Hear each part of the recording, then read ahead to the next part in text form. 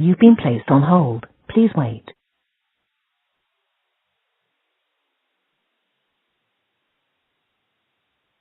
Hey, How you doing, Mark? Craig, I really do apologise.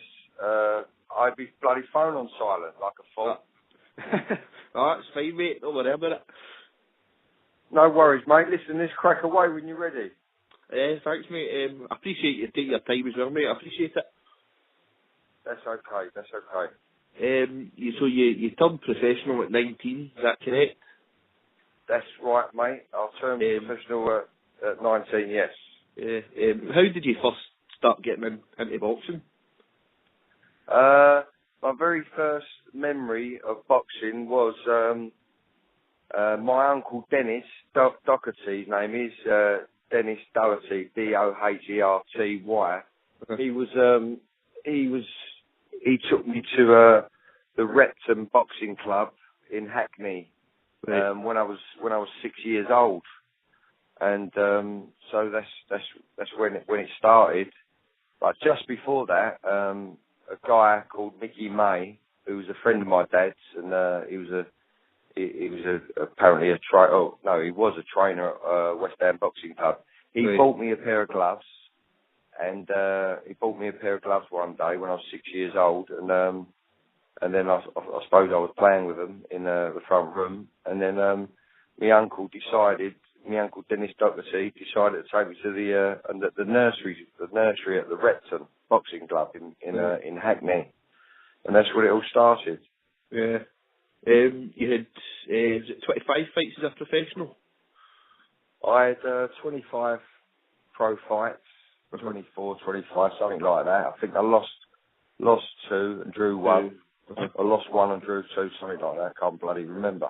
Would it be fair to say you had quite a sort of short career? Was it 4 or 5 years it spanned over?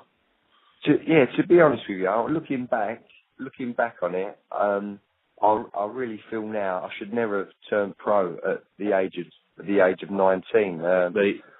One, I was just about finding my feet in the seniors, and I was quite in it.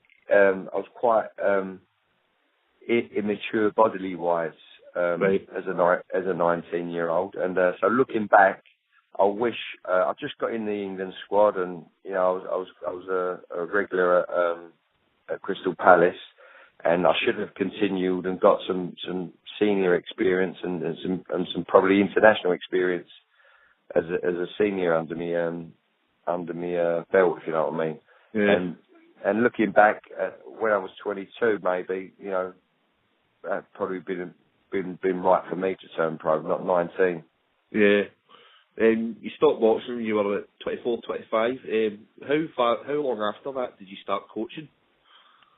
Do you know what? When I turned my memory now, when I turned boxing in, I've never ever told anyone this. I secretly wanted just a year out of boxing. I wanted a year to find myself, right? Because I was, I had a strict father as a trainer, as my dad, and so I felt like I couldn't breathe. Do you know what I mean? So I wanted to take a year out to find my feet, and then what it was, I think not long after I turned boxing in, I think I got my coaching license off the Board of Control. I mean, I'd have to check with them, but I got it in me late 20s or mid 20s or directly after. I remember that.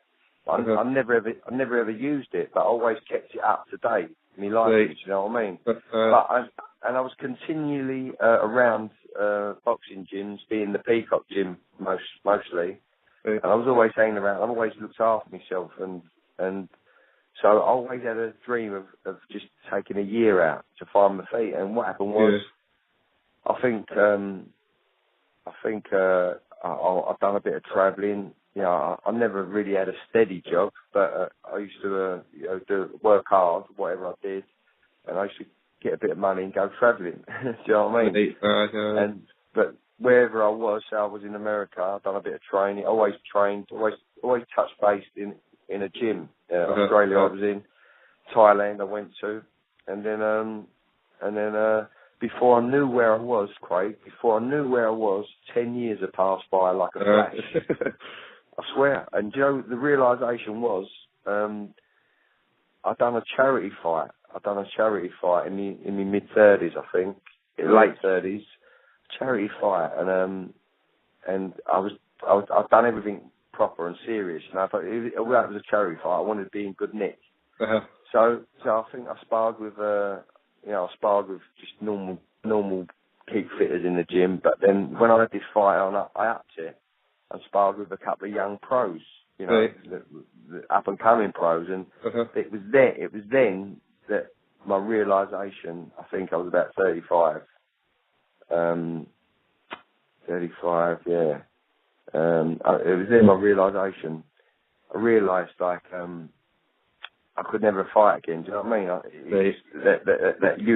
That youthful snappiness and my timing's out a little bit. But anyway, that's when I decided I'd like to train people, and always helped out in the gym and around the gym with certain people, but not in a serious way. Yeah. But then I found people asking me, look, my thoughts on things, and then we'd work it out on the pads. And then it wasn't up until my dad started training Billy Joe Saunders that I take along with my dad, and I was brought into the team, and that's when I took it up serious. Yeah. Yeah. Do you remember who your first fighter was when you started properly coaching? When I started first properly coaching, my first fighter was Billy Morgan. Right. Billy Morgan. He was my first fighter. He contacted me. He contacted me and asked, would I be interested in taking him on along with my dad? And you know what? I had a look at him, and through my experience, we insisted on him giving it a couple of more years. But he was adamant. I want to turn pro, but I want to do that. So me and Dean Powell got together with Billy and his father, and we had a chat. And we thought we'd bring him on slowly, steady but slowly, keep him happy, because he was a talent. And that's what we did. And I think he was unbeaten under Frank Warren for 10 fights. But then he come up against Michael Grant. A good boxer, a good natural fighter. And we actually sparred in the gym with him a few times, and it was a good little spar. Yeah. He was due a test. And Billy Morgan was due a test, and he got his test against him, and unfortunately fell short and didn't get the decision. But one of the things. Has there been anybody in the gym that you thought would make it to the highest level, but that didn't quite reach their potential? Yeah, well, Kevin Mitchell was one of them. I was going to say that. Yeah, Kevin Mitchell, for sure. I worked alongside him with my dad, and Kevin Mitchell, for sure. I felt frustrated through especially after he had a cracking result against Prescott. Yeah. In Newcastle. He kind of went on the missing here and there, and that was frustrating because you knew once you build momentum with the likes of Kevin Mitchell and with his discipline and concentration, he would have gone a lot further. You know what I mean? He would have gone a lot further. But when you came over to Scotland for the Ricky Burns fight, were you really confident that you were going to? Was Kevin looking for a knockout that night, or was he planning and trying to go to 12? You know what? The plans. Well, to be honest with you, I was involved in that camp, but I had some other fighters under my wing which I was bringing along, and my dad decided to take Kevin to a training camp out in Essex by where he lived. Right. So I was in and out that camp. I'd done a bit of strength and conditioning with Kevin, so I was in and out of that camp. So I wasn't really aware what their plans was for that fight. So yeah, but it was frustrating. It was frustrating because I kind of knew that was the shot that Ricky would be looking for with the left hook, because Kevin continually carried his right hand low on his chest. But that's the way. Yeah, that's history. Yeah. I think everybody felt quite sorry for him after the Linares fight, because I think he was up on the cards. I think. Say it again, Craig. I think everybody felt a bit sorry for Kevin after the Jorge Linares fight, because I'm sure he was up on the scorecard at the time. Yeah. No, it was a good fight. It was a good fight. Do you get any upcoming fights with your boxers just now? Yeah, I've got at the moment. I'm in the middle of probably 3 weeks into a training camp with Tom Baker, who's fighting for the English title, right, against Jack Morris for the light heavyweight Baker English title. So I'm looking forward to finishing the camp with him, and he's coming on really nice. He's got some tough sparring against. He's a little dangerous, and I don't like to have it this dangerous really, but with Abel McKenzie, but you know, Tom's got some legs and he's got a bit of youth on him, so it will make him focus. It'll make him switch on. He can't afford to have a lazy nature. You know what I mean? With Abel, so we've got some good sparring booked with him, and we've got one under our belt so far, and I'm really happy with him. So yeah, and we're looking forward to Miles Shink when he's fighting. He's fighting at the weekend on the Matchroom show against. Can't think now. He's fighting for the vacant British title, I think, light heavyweight title. So I think the other boy's unbeaten as well, aren't they? Yeah, that's right. 2 unbeaten fights. Jose Button. That's him, Jose Burns. So we're going to take a close look at that, and without obviously we're going to keep our mind on our own job, but I'm going to take a good look at that. So it should be exciting times for Tom Baker to get through this English title fight. Yeah. Finally, I just want to ask you your prediction on a few fights. Do you have a prediction on the fight this coming weekend with Quigg and Frampton? Well, I've always fancied Frampton, right? For the simple fact is, it brings a bit more variety, for me. But he can have a bad 2 or 3 rounds, you know, and turn it around. And he thinks well, you know, he thinks for himself, but when I see him, did he fight in America recently? And he had he got dropped a couple of times, right? Yeah. I mean, I just felt a little bit let down there with the tall, rangy boxer he had in front of him. I thought, you know, he found it difficult with him. Yeah. But I know the other geezers, Quigg's the same stamp as him for this fight, but I felt that Quigg's come on a bit since. So I'm really am 50-50.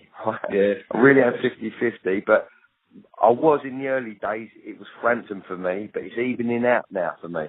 Do you know what I mean? A lot of people I spoke to have said that they fancied Frampton, but the closer the fight's coming, they're starting to wonder now. Yeah, the closer it's got, I felt that Quigg come on in his last 2 fights, showed me something different. So it's making it more interesting, but no, I'm really excited about it. I think Quigg's handled himself a bit better in the face-to-faces and the press conferences and stuff than Frampton has. Yes, I agree with you. And I hope Frampton don't underestimate him. Thinks he's too big, but yeah, we'll see. Yeah. What about Amir Khan against Canelo? Amir Khan against Canelo. Yeah, it's a good fight. I think Canelo. You know, I know he's got a bit of speed and whatnot. He's moving up a lot, but I think Canelo's going to be a bit heavy-handed for him. Yeah. I think Khan would start well, but I think you've got to. I think Canelo tag him somewhere down the line. I think. Yeah, I agree with you there. So yeah, definitely. I think Canelo. Yeah, I'll back Canelo there. And finally, Anthony Joshua against Charles Martin. Anthony Joshua against Charles Martin, right? That's really interesting. I think, personally, looking at it, I've had a quick look at Martin. Martin. Dangerous southpaw. I've only seen his last fight, and I thought he looked kind of European and boxed sort of upright.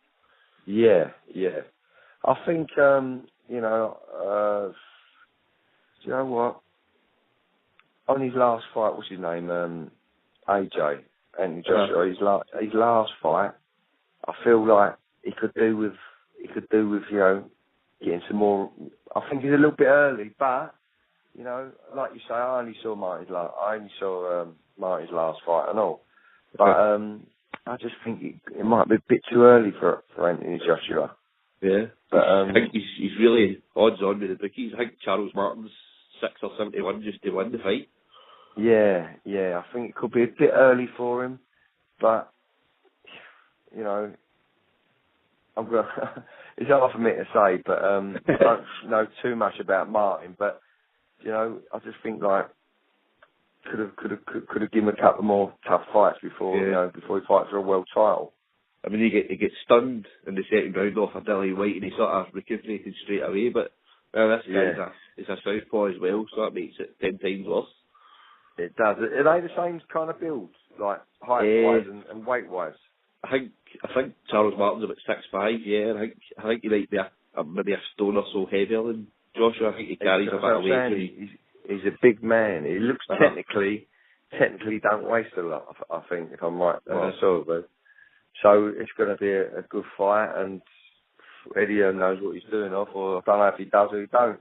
And I think I would have given him a couple more safety fights myself, get some more experience in long rounds, personally. Yeah. That's brilliant, Mark. Thanks very much for taking the time, mate. I appreciate it. No problem, mate. Thanks, Craig. All the best. Thanks very much, mate. Take care. See you later. Bye. Bye.